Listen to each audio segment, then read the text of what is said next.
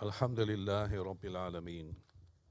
Wassalatu wassalamu ala ashrafil mursaleen Sayyidina Muhammad wa ala alihi wa ashabihi ajma'een. Walhamdulillahi Rabbil Alameen.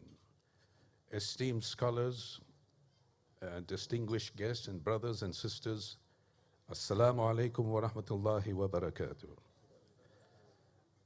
We are witnessing today the geopolitical debris of a failed civilization.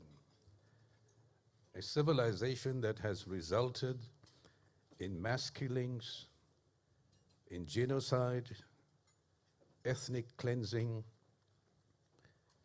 mass murder, aggression against sovereign states, the looting and plundering of the resources of nations, extractive economic systems, and war crimes as well as violation of international law. Academics and scholars throughout the world are seeking an alternative civilization. And in seeking this civilization, it is for me tonight to share with you some observations because it is material and relevant to the subject of this evening, which is the celebration of the Holy Quran.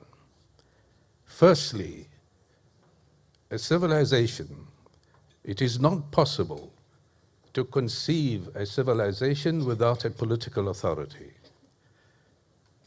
And nor is it possible to conceive a political authority without a civilization. Secondly, a civilization is not possible without a culture. And a culture is not possible without a set of values.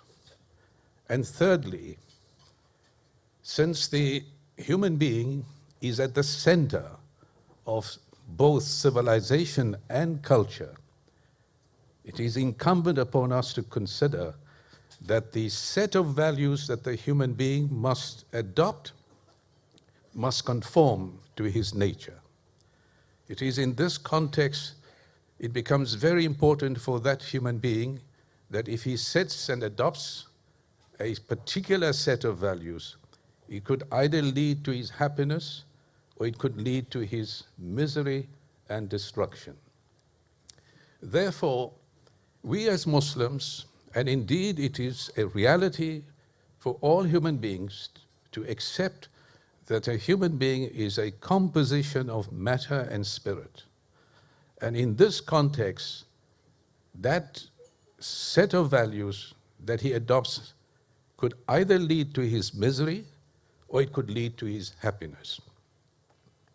We also accept that the human being bidimensional, and that the set of values he adopts, it is important for us to realize that it is in his cultural DNA that he has to take this decision of which set of values that he wants.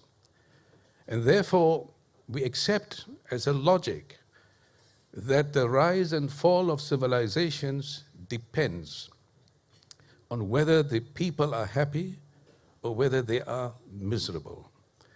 And this dependency is not only related to economic factors, but also relates to political factors, social factors, institutional factors, moral factors, educational factors, all of which interplay with each other in a chain of cause and effect over a long period of time.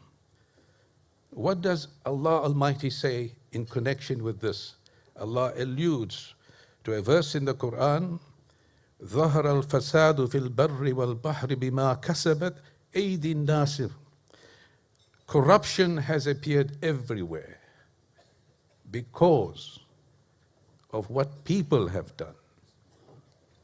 Elsewhere in the Quran, Allah Almighty says, إن الله لا يغير ما بقوم حتى يغيروا ما بأنفسهم. Allah does not change the condition of a people until they change what is within themselves. Therefore, it is in this particular respect that the Quran serves as a guide and a solution. First and foremost, being bidimensional, Allah says, لَقَدْ خَلَقْنَا الْإِنسَانَ فِي أَحْسَنِ تَقْوِيمٍ. We have created man in the best of molds. But at the same time, whilst man has the capacity to rise higher than the angel, he also has the capacity to reduce himself to a level lower than the animal. He can be both stingy and he can be generous. He can have hasad and jealousy, yet he can be magnanimous and majestic. He can be, as I've said, heedless and lazy, but he can also be a person engaged in toil and struggle for the well-being of other people. This, therefore, is a bidimensional creature which Allah in the Quran describes with multidimensional characteristics. As I've said, لَقَدْ خَلَقْنَا الْإِنسَانَ فِي أَحْسَنِ تَقْوِيمٍ ثُمَّ رَدَدْنَاهُ أَسْفَلَ سَافِلِينَ. A high and the low. If he's at the level of height, civilization rises. If he goes to the level of the animal, the civilization deteriorates. But at the same time, Allah Almighty, in addressing this bidimensional creature, also tells us, لَقَدْ أَرْسَلْنَا رُسُلَنَا بِالْبَيِّنَاتِ وَأَنزَلْنَا مَعَهُمُ الْكِتَابَ وَالْمِيزَانَ. We have sent forth our messengers with a clear message, and we have sent down with them the book and the balance, so that men may establish justice. Elsewhere, كَذَلِكَ جَعَلْنَاكُمْ. Our responsibility, Allah says, we have made you a balanced and a just community so that you will be a witness over the people. Now, with these few verses, we need to ask the question tonight, relevant to the topic of the Quran, and that is that how do we calibrate a fine balance between the spirit and the matter, the fulfillment of material needs, and at the same time, the fulfillment of spiritual needs. In respect, Allah Almighty has given us the Quran as a perfect guidance and the intellect to understand the guidance so that we may live it. Living it means developing life. And that means the maqasid of the Sharia, all objectives of the Sharia, the maqasid, are directed to the inner and outer development of the human being. It means holistic development. Holistic development is crucial to the welfare of the individual. If there's no improvement in the welfare of that person, he will not be motivated to do his best. And in the absence of such development, inflow of human capital, financial capital, as well as intellectual capital is reduced.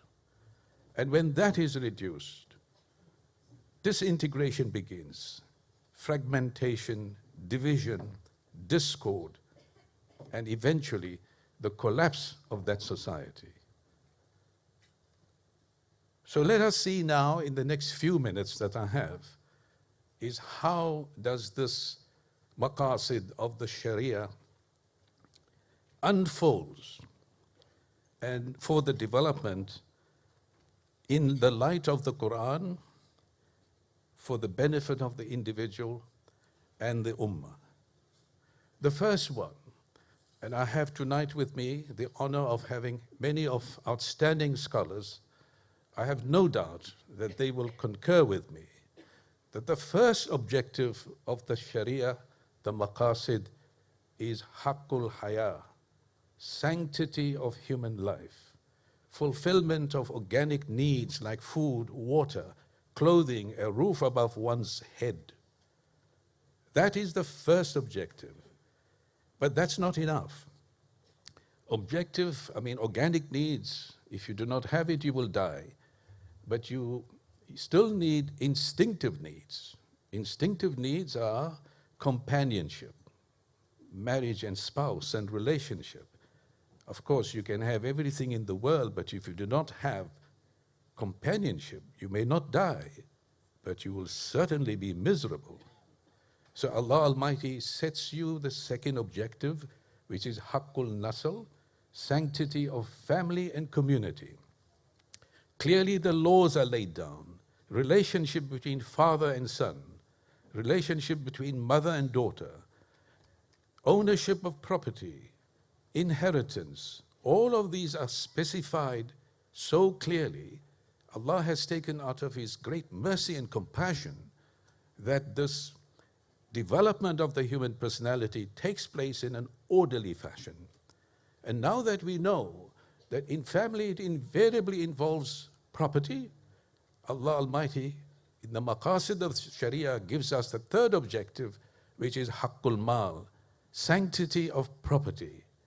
That property can be acquired through hard work, the ethic of work, and of course inheritance and gift, but certainly not speculative transactions, not riba-based transactions, which impede economic distributive justice. How beautifully your economic system is laid out. What happens next? Ownership of property invariably involves, to some extent, breach of contracts and disputes. And Allah Almighty has made provision of the maqasid, and that is the fourth objective of an arbiter, which is Haqqul Huriyat, sanctity of responsible self-determination. وَأَمْرُهُمْ شَوْرَى بَيْنَهُمْ, consent or consensus between the ruler and the ruled. The famous speech of Hazrat Abu Bakr as-Siddiq, obey me so long as I obey Allah. Here was the sovereignty of Allah and the obedience of the rulers, the executive, the legislature, the judiciary, to ensure that your disputes are resolved with fairness, with justice, transparency, in a responsible manner, and those who are judges would conduct themselves with the highest performance of objectivity and independence, in that they submit to Allah Almighty alone. These were the powerful jewels and diamonds in the history of Islam that we had seen to set the foundation of a civilization. Two very important points. How do we have such people to be your rulers or your leaders, your imams? The fifth objective is Haqqul Karama, that is sanctity of human dignity. Every human being, regardless of race, religion, or color, Allah Almighty, as I've said, لَقَدْ خَلَقَنَا الْإِنسَانَ فِي أَحْسَنِ تَقْوِيمٍ, is born with dignity. And what is inherent dignity? Freedom of expression, respect for opinions, in a manner of decency, with utmost courtesy. And you may disagree with the person, but it is within the bounds of the dignity of that person. This is part of a very powerful system, because when people differ, they contribute ultimately to the strategic decision you take. In the same way that we in the High Court, when we preside, we hear arguments from both sides. We parley with them and raise questions, but with utmost courtesy. This is Haqqul Karama. And finally, in this aspect of the maqasid, Allah makes you, exhorts you, no less than 700 verses in the Holy Quran, in 87 different forms, to pursue knowledge. Haqqul Ilm, sanctity of knowledge. By this, brothers and sisters, I do not mean that it is informational knowledge. What I'm talking about is transformational knowledge from the Quran. The transformational knowledge that produces transformational leaders that are inspired by Haqqul Karama to serve you, to serve the community, to ensure that there is harmony in society so that Haqqul Mal is preserved, which in turn maintains the stability of society, which is Haqqul Nasl, and that in turn ensures the holistic development of the individual, which is Haqqul Haya. Here's a beautiful set of values that sets the foundation for a culture, which in turn sets the template for a civilization. A great Bosnian former prime minister said, if culture teaches you how to think, civilization teaches you how to live. This then brings me to tonight's function again, to those who have studied and to yourselves. Brothers and sisters, in the journey between the womb and the tomb, you have only one of two paths.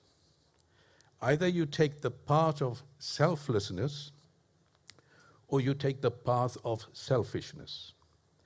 If you take the path of selflessness, Allah Almighty enables the nur within you to illuminate yourself, your hands, your feet, your actions. Not only that, you illuminate society as well. If you take the path of selfishness, then the light within you is covered with layers upon layers of darkness and misery and self-destruction. When the angels asked Allah Almighty, you created insan, what would be his greatest weakness? Allah Almighty said his greatest weakness will be that he will pursue wealth at the expense of his health. And thereafter he will try to regain his health at the expense of his wealth. And in doing so, he'll be so attached to the past and so concerned of the future that he will not live in the present. And he will live as if he will never die, and he will die as if he never lived. This is not something that we should come to the edge of the grave and then make that regret. لَعَلِّي أَعْمَلُ صَالِحًا فِي مَا تَرَكْتُ كَلًّا. When we ask, when that shock comes and you face with that reality, you say to Allah Almighty, give me 5 more minutes to rectify my affairs. It's too late. Behind you is death. In front of you is barzakh.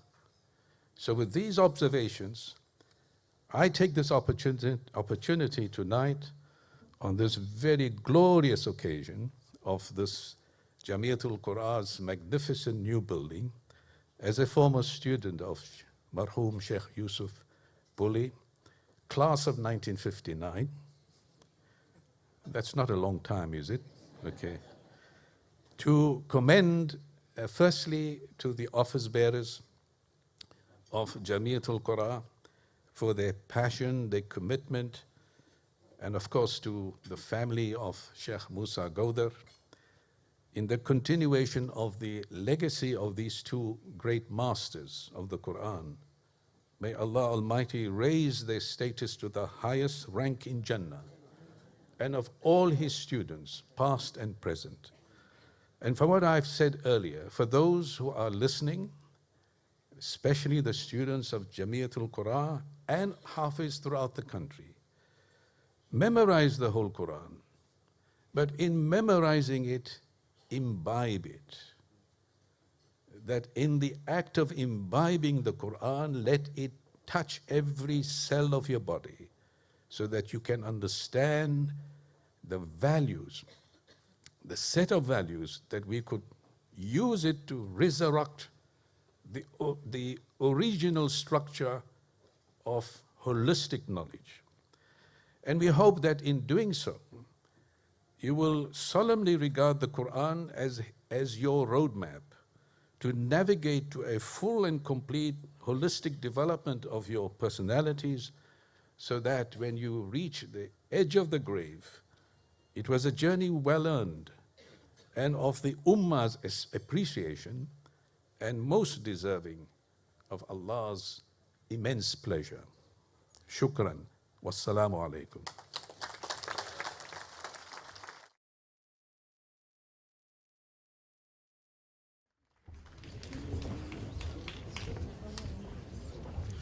Alhamdulillah, Alhamdulillah.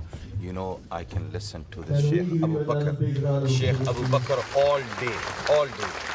Look at the beautiful message we just received. The key word was transformational lives, transforming lives. And the other thing which I want to remind myself, more than 700 times